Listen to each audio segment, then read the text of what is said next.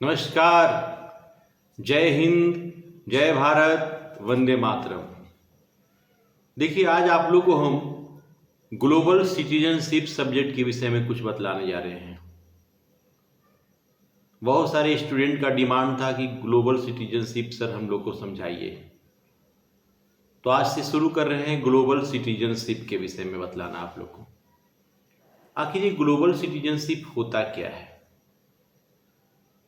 Global citizenship क्या होता है, सब्जेक्ट क्या है, क्या इसमें क्वेश्चन पूछा जा सकता है परीक्षा में आप लोग का, इस सब के विषय में हम लोग चर्चा करेंगे। लेकिन सबसे पहले अगर आप लोग मेरे चैनल को सब्सक्राइब नहीं किए तो सब्सक्राइब कर लीजिए, अपने मित्रों के साथ शेयर कीजिए। आप लोग को हर सब्जेक्ट को हम क्रमबद्ध तरीके से बतलाएंगे ताकि आप लोग कॉन्सेप्ट बढ़िया से बढ़िया क्लियर हो जाए। तो शुरू करते हैं ग्लोबल सिटीजनशिप। ग्लोबल सिटीजनशिप वैश्विक नागरिकता। ग्लोबल सिटीजनशिप वैश्विक नागरिकता क्या होता है? देखिए, हम लोग क्या है, पूरे वर्ल्ड, पूरे विश्व के एक नागरिक हैं। तो पूरे विश्व के नागरिक हैं हम, तो हमें कहा जाएगा ग्लोबल सिटीजनशिप। प्रत्येक व्यक्ति को अपने आप को ग्लोबल सिटीजनशिप का मेंबर समझना चाहिए। तो ग्लोबल सिटीजनशिप के विषय में, जैसे भारत का नागरिक केवल बोलता है तो केवल वो अपने शो कर रहा है कि मैं भारत का नागरिक हूं, इंडियन सिटीजनशिप, भारतीय नागरिकता। लेकिन एक व्यक्ति को केवल अपने गांव, अपने प्रखंड, अपने जिला, अपने राज्य या अपने देश से ऊपर सोचना चाहिए। संपूर्ण विश्व का उसे नागरिक अपने आप को समझना चाहिए। संपूर्ण विश्व के को अपना समझना चाहिए।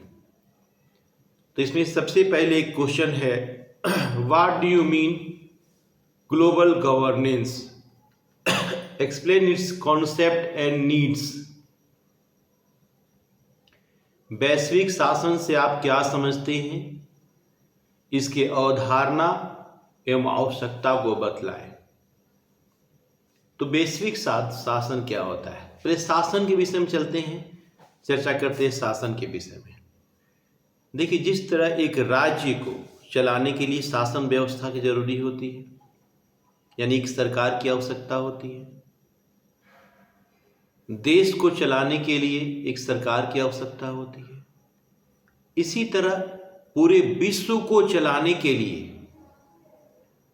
पूरे विश्व को, ऑल ओवर वर्ल्ड को ऑपरेट करने के लिए, कंट्रोल करने के लिए, रूल रेगुलेशन को फॉलो करने के लिए जो कानून बनाया गया है, जो लॉ क्रिएट किया गया है, उसे हम ग्लोबल गवर्नेंस कहते हैं, वैश्विक शासन कहते हैं।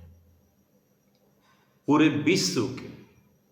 विश्व को संचालित करने के लिए जो नियम बनाए गए हैं, जो सिद्धांत बनाए गए हैं, वो वैश्विक शासन कहलाएंगे। तो शुरू करते हैं वैश्विक शासन के विषय में बतलाना। ग्लोबल गवर्नेंस, वैश्विक शासन। वैश्विक शासन क्या होता है, ध्यान से समझिएगा।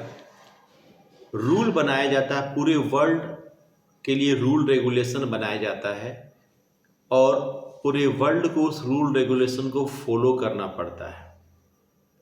देखिए, अगर ध्यान से बताते हैं, अगर कोई गलती करता है तो सरकार द्वारा उसे क्या किया जाता है, पनिश किया जाता है, गवर्नमेंट द्वारा पनिश किया जाता है। स्टेट गवर्नमेंट में, सेंट्रल गवर्नमेंट में। इसीलिए इस तरह वर्ल्ड लेवल पे भी तो एक होना चाहिए ना। अगर मान लिया जाए कोई व्यक्ति अपराध करता है तो उस पर लोअर कोर्ट, हाई कोर्ट और सुप्रीम कोर्ट में चलता है केस। तो इससे क्या होता है, लोग अपराध करने से बचते हैं। इसी तरह सभी देशों के लिए भी रूल रेगुलेशन बनना चाहिए।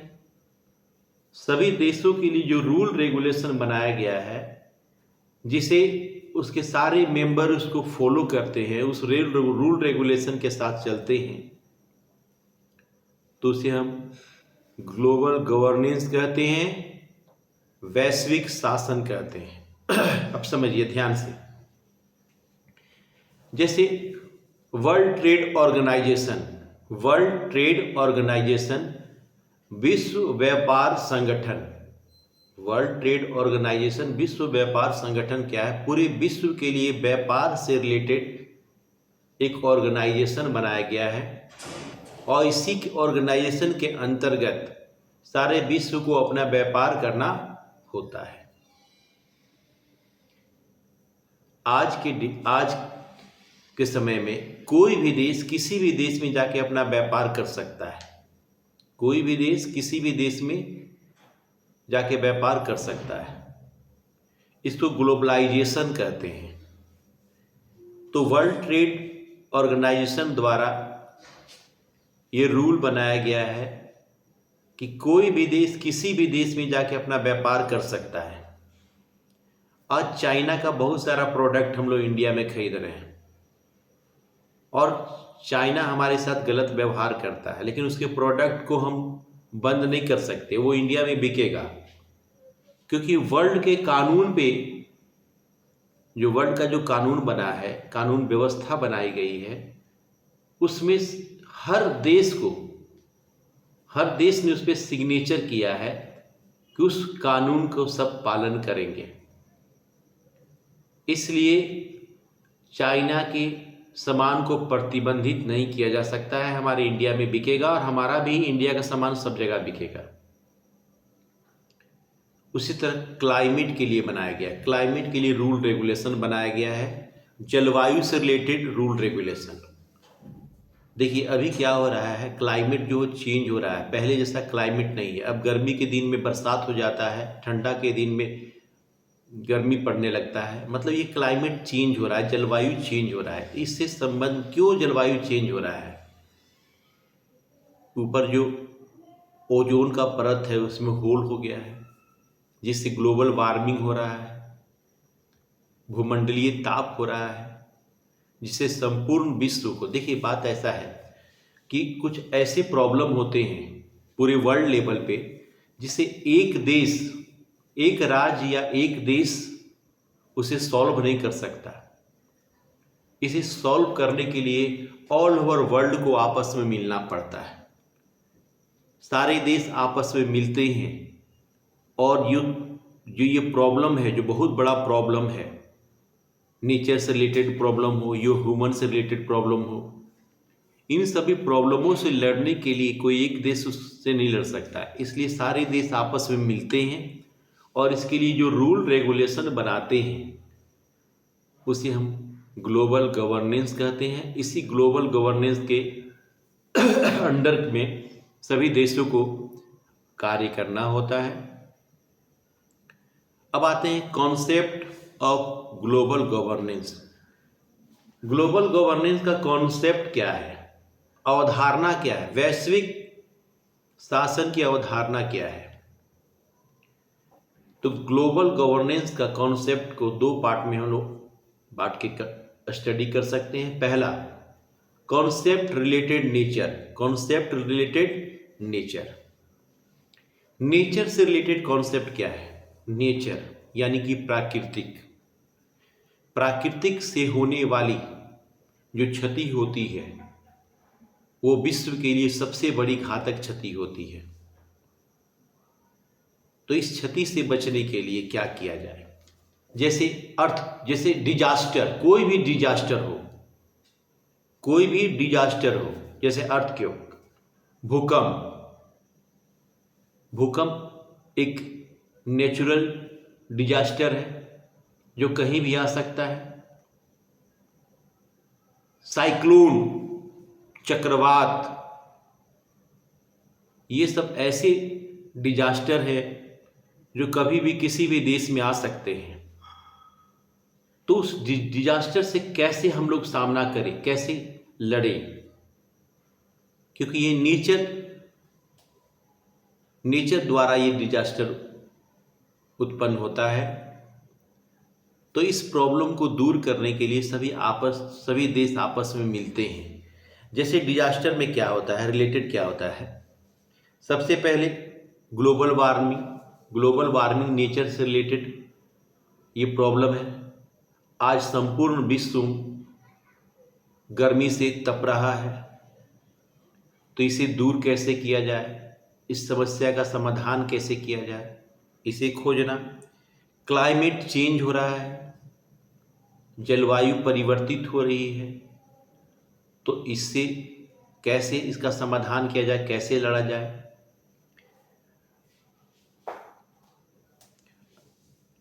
डिजास्टर जैसे अर्थक्वेक, साइक्लोन, ये सब डिजास्टर है।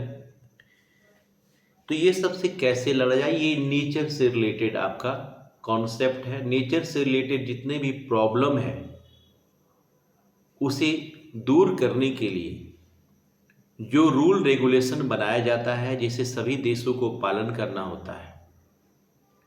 तो सबसे पहले ग्लोबल गवर्नेंस का कॉन्सेप्ट है, ठीक है, नेचर रिलेटेड कॉन्सेप्ट।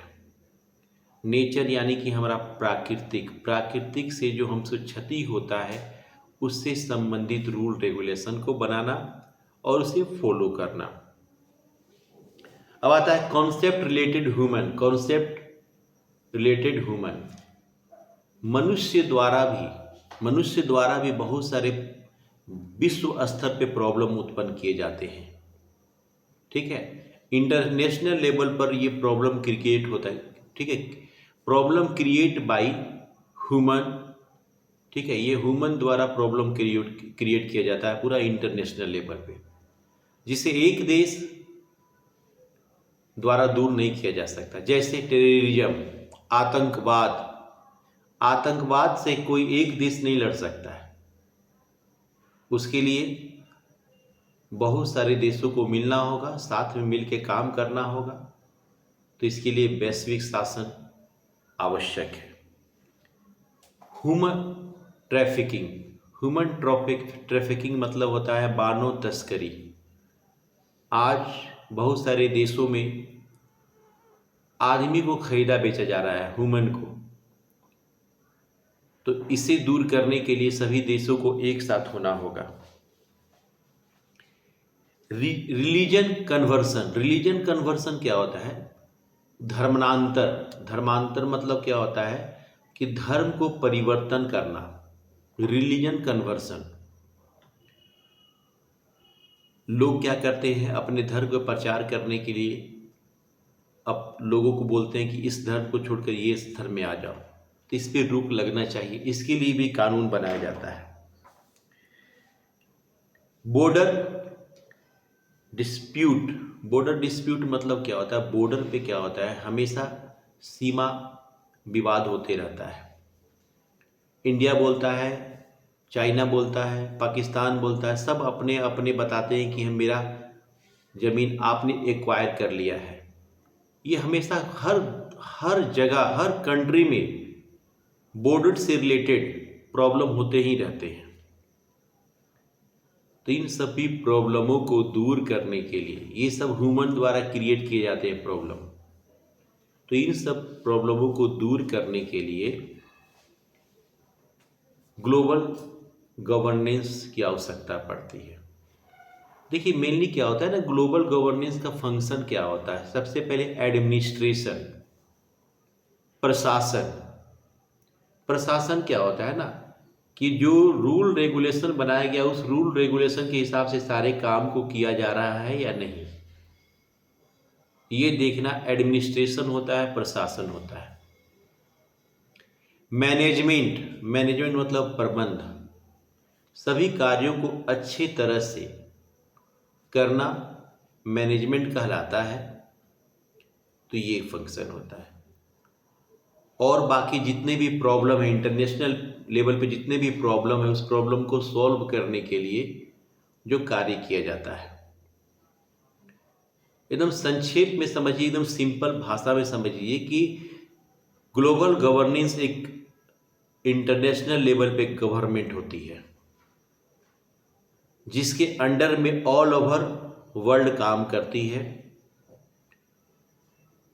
सभी देशों को वो अपने कंट्रोल में रखती है कि आप ऐसे नहीं कीजिए, आप ऐसे कीजिए, आप ऐसे नहीं कीजिए, वैसे कीजिए। तो सभी देशों का एक समूह होता है जो रूल रेगुलेशन बनाते हैं और उसी रूल रेगुलेशन के हिसाब से काम करते हैं, उसे ग्लोबल गवर्नेंस कहते हैं। तो ग्लोबल गवर्नेंस का नीड्स क्या है, आवश्यकता क्या क्या जरूरी है नीड्स भाई? तो नीड्स यही जरूरी है भाई। आवश्यकता क्या आवश्यकता है? तो क्लाइमेट से होने वाले जितने भी प्रॉब्लम है उस प्रॉब्लम को सॉल्व किया जाए। जैसे बताए थे, डिजास्टर बताए थे, क्लाइमेट चेंज बतलाए थे आपको। तो डिजास्टर यानी अर्थक्वेक, साइक्लोन, ठीक है, ये सब बतलाया गया था। तो ये सारे को दूर करना है। ह्यूमन से रिलेटेड प्रॉब्लम, टेररिज्म, उसको दूर करना है। ह्यूमन ट्रैफिकिंग, इसको दूर करना है। तो ये सभी को दूर करने के लिए हमें ग्लोबल गवर्नेंस की आवश्यकता पड़ती है, नीड होती है। मतलब समझ लीजिए इंटरनेशनल लेवल के जो प्रॉब्लम होते हैं उस प्रॉब्लम को सॉल्व करने के लिए ग्लोबल गवर्नेंस की आवश्यकता होती है, नीड्स होती है। तो ये बहुत इंपॉर्टेंट क्वेश्चन है, परीक्षा में आने वाला क्वेश्चन है। What do you mean global governance, explain it's concept and needs. तो इस क्वेश्चन को बढ़िया से करना है। आपको जैसे समझाया गया है अगर वो समझ में आ गया है तो उसी तरह से आप समझ के देखिए। होता क्या है, परीक्षा में अभी कोई भी परीक्षा दीजिएगा तो उसमें लिखा होता है जितने भी परीक्षार्थी हैं अपने शब्दों में उत्तर दें। आपको जो समझ में आता है, आपको जो लगता है कि ये बात होनी चाहिए, वो बात होनी चाहिए, अपने दिमाग से के ऊपर से आप लिख सकते हैं। कोई किताबी भाषा नहीं लिखना है, कोई भी बुक का लैंग्वेज नहीं लिखना है, अपना लैंग्वेज लिखना है। जैसे समझ में आए कि आखिर ग्लोबल गवर्नेंस क्या है, सुनिए, इसके विषय में जानिए। पूरे विश्व स्तर पे जो सरकार होती है, जिसके कंट्रोल में पूरे विश्व रहती है, जिसके नियंत्रण में, उसके देख रेख में सभी कार्य होते हैं।